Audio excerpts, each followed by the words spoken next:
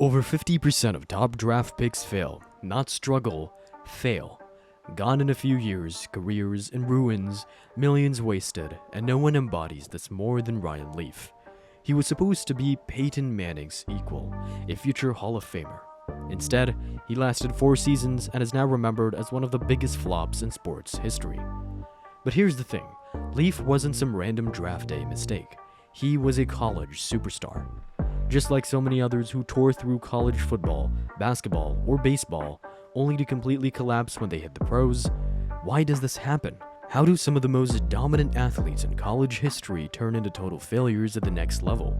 In this video, we're breaking down 10 legendary college athletes who became massive pro busts and exposing exactly where it all went wrong.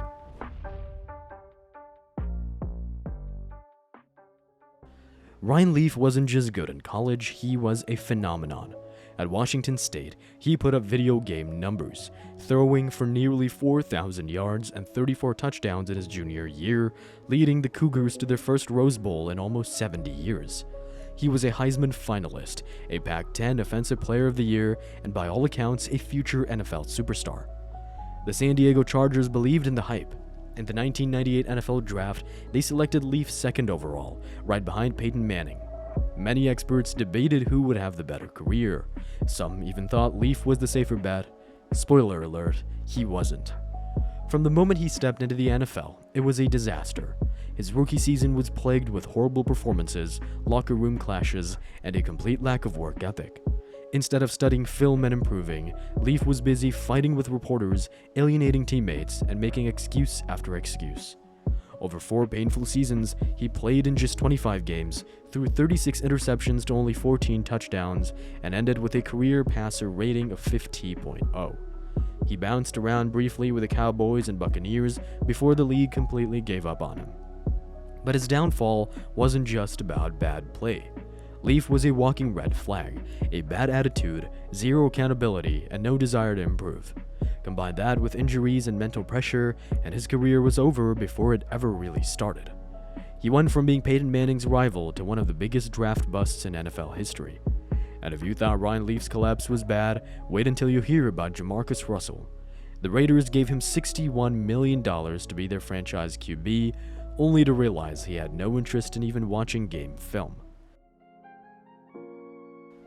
Jamarcus Russell wasn't just an elite college quarterback, he was a human highlight reel. At LSU, his arm strength was borderline ridiculous. He could launch a football 70 yards on one knee, making scouts and fans believe he was the next big thing. He capped off his college career by torching Notre Dame in the 2007 Sugar Bowl, winning MVP, and leading LSU to a national championship. He was big, mobile, and had an arm that could launch missiles. No wonder the Raiders took him first overall in the 2007 NFL Draft and handed him a $61 million contract.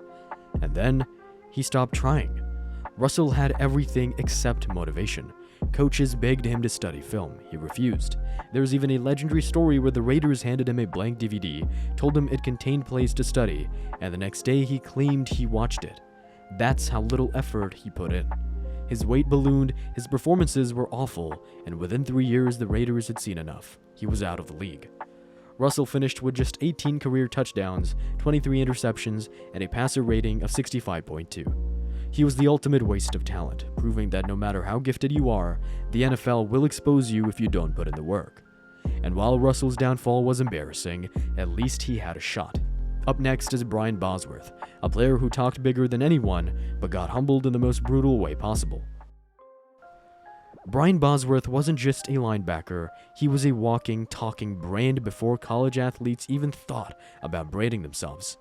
When the Seattle Seahawks took him in the 1987 supplemental draft and handed him a record-breaking 10-year, $11 million contract, expectations skyrocketed. This guy was supposed to redefine the linebacker position, but then reality hit, and it hit hard. Bosworth's NFL career lasted just 3 seasons. Injuries piled up fast, and his body simply couldn't keep up with the physical toll of the pro game. His infamous moment? Getting absolutely trucked by Bo Jackson on national TV in 1987. A hit so brutal it became one of the most replayed highlights in NFL history. Suddenly, the Boz wasn't the monster he claimed to be. He was just another player who couldn't handle the step up. After just 24 games, his shoulders gave out, forcing him to retire way earlier than expected. For all the hype and all the talk, Bosworth became one of the biggest draft busts in NFL history. Today, he's better known for acting roles and that one brutal Bo Jackson highlight than for anything he did on the field.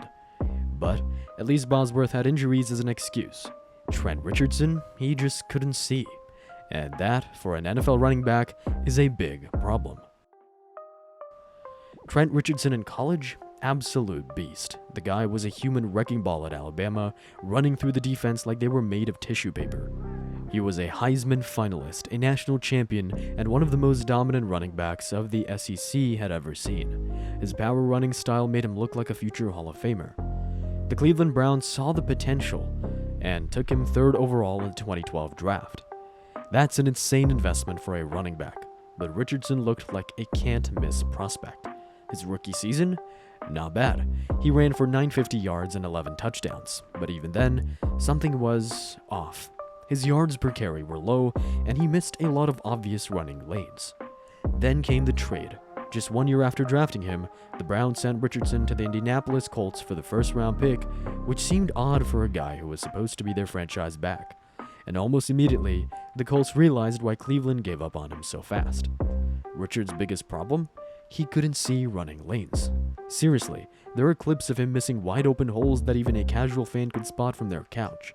He overthought every run, hesitated constantly, and turned what should have been big plays into 2-yard losses. His vision, or lack thereof, was his downfall. His NFL stats tell the whole story. After averaging just 3.3 yards per carry, Richardson was out of the league by 2016. He tried comebacks in smaller leagues, but the magic was gone. Turns out, a dominant college offensive line can make a good running back look great, but the NFL will expose you if you don't have the skills to match. Richardson's downfall was frustrating, but if you think that's bad, Todd Marinovich's collapse wasn't just about football, it was about a lifetime of pressure, rebellion, and self-destruction. Some kids are born into football.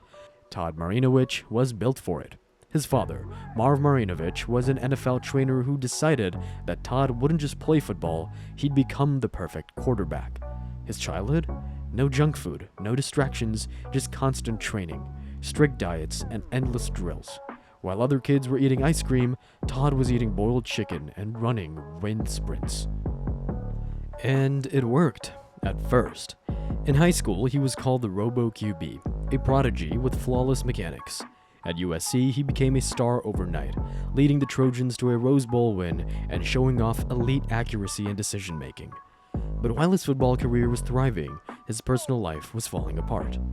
Years of pressure had taken a toll. He rebelled hard, partying, using drugs, and spiraling out of control. Despite the warning signs, the Los Angeles Raiders still took him in the first round of the 1991 NFL Draft. He had the talent, no doubt. His first few games, not bad. But behind the scenes, Marinovich was drowning. His drug use escalated, his preparation suffered, and by his second season, he was completely unraveling. The turning point? Failed drug tests, lack of discipline, and total disinterest in the game. The Raiders cut him after just 2 seasons. A quarterback once hyped as the future of football had played a grand total of 8 games before washing out. Marinovich's fall didn't stop after football. He spent years battling addiction, arrests, and personal struggles, bouncing in and out of rehab. In a tragic twist, the same relentless training that made him a star also robbed him for his love of the game. Greg Oden was supposed to be the next NBA big man. At Ohio State, he dominated on both ends of the floor, leading his team to the national championship game. He was a defensive monster, a shot-blocking machine, and had scouts comparing him to legendary centers like Bill Russell. With that kind of hype, it was no surprise when the Portland Trail Blazers took him with the first overall pick in the 2007 NBA Draft, ahead of Kevin Durant. Yes, ahead of Kevin Durant. But Oden's NBA career was doomed from the start. Before he even played a single game, he had to undergo microfracture surgery on his knee. He missed his entire rookie season. When he did get on the court, his potential was clear. He was a force in the paint, showing flashes of the dominant center Portland had hoped for. But the problem? He just couldn't stay healthy. Knee injuries piled up, limiting him to just 105 games in 6 years. He never played a full season, and by 2014, his NBA career was over. Off the court, things weren't much better. Oden had admitted to struggling with depression and alcohol issues, especially as he watched his draft class rival Durant become one of the greatest players in NBA history. While he later tried to make a comeback and even played overseas, his body never allowed him to live up to the hype. Oden's story is one of unfulfilled potential and brutal bad luck. He had all the tools to be great, but sometimes no amount of talent can save a body that just isn't built for the grind of the NBA. And speaking of top draft picks who couldn't handle the pro level, let's talk about a guy who had all the confidence in the world, but none of the ability to back it up. Adam Morrison was a scoring machine in college. In his final season at Gonzaga, he averaged 28 points per game, won the Naismith Player of the Year award, and had people calling him the next Larry Bird. He had the long hair, the signature mustache, and a killer instinct on the court. It seemed like he was destined for greatness in the NBA.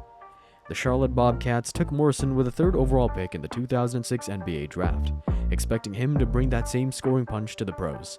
But right away, things didn't look right. Morrison was too slow for the NBA, too weak to handle physical defenders, and too one-dimensional to be a reliable scorer at the next level. His rookie season was mediocre. He averaged 11.8 points per game but shot just 37.6 from the field. Then, disaster struck. Morrison tore his ACL in the preseason before his second year, wiping out the entire season. When he returned, he had lost what little confidence he had left. The Bobcats gave up on him and traded him to the Lakers, where he became nothing more than a bench warmer with great courtside seats. Morrison technically won 2 NBA championships with the Lakers in 2009 and 2010, but let's be real, he barely played. By 2012, his NBA career was over. He tried playing overseas but never found success.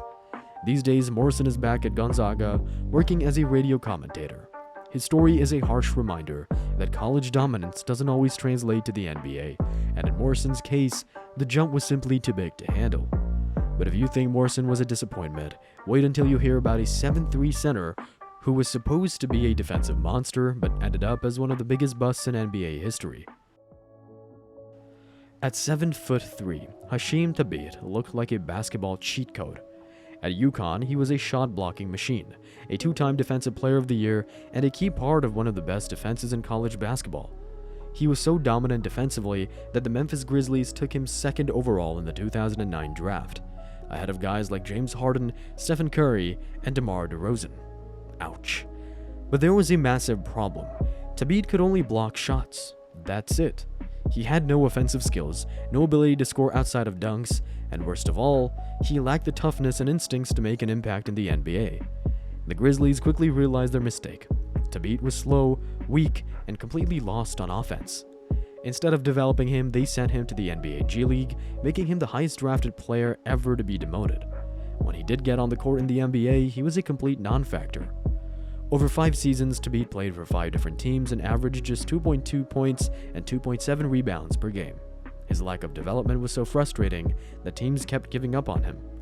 Eventually, the NBA stopped calling, and he went overseas to play in various leagues, but he never regained relevance. Speaking of big men who dominated college but flamed out in the pros, our next player was supposed to be the next Shaquille O'Neal.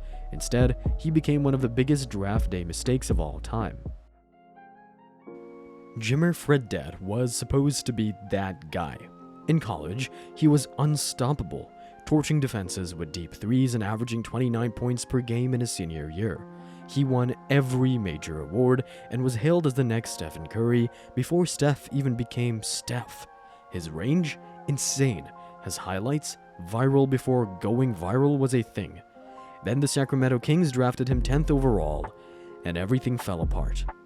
Jimmer had the shooting, but not the speed. He had the confidence, but not the defense. The NBA was faster, stronger, and more physical than college, and Fredette couldn't keep up.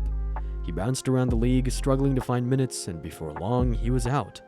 Over 6 seasons, he averaged just 6 points per game, a far cry from the superstar people expected.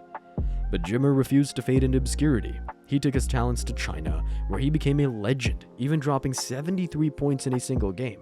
Now, he's making a name for himself in the 3x3 basketball, even competing for a shot at the Olympics. Jimmer's NBA career may have flopped, but he never stopped hooping. Not all busts actually fail, they just take a different path. But not everyone gets a second act. Just ask Larue Martin. When the Portland Trail Blazers had the first overall pick in 1972, they didn't pick Julius Erving, they didn't pick Bob McAdoo, they picked Larue Martin, a 6'11" center who dominated at Loyola Chicago, especially impressing scouts when he held his own against Bill Walton. The problem? That was one game. Portland thought they were getting the next big man. Instead, they got one of the biggest draft busts in NBA history. Martin just wasn't ready for the pro level. He was outmatched, outmuscled, and never found his footing. Over 4 seasons, he averaged just 5 points and 4 rebounds per game. Numbers you'd expect from a bench warmer, not a number 1 overall pick. By 1976, his NBA career was over, but unlike many busts, Martin found success outside basketball. He built a career at UPS, working his way up to a major executive role. Instead of dwelling on his failed NBA run, he pivoted and made a new life for himself. But here's the harsh truth. College success never guarantees professional greatness. For every Peyton Manning, there's a Ryan Leaf. For every LeBron, there's a Larue Martin. The line between legend and letdown is razor thin. Now, I want to hear from you. Who do you think is the biggest draft bust of all time? Drop your picks in the comments, and if you enjoyed this breakdown, hit that like button and subscribe for more deep dives into the wild world of sports. See you in the next one.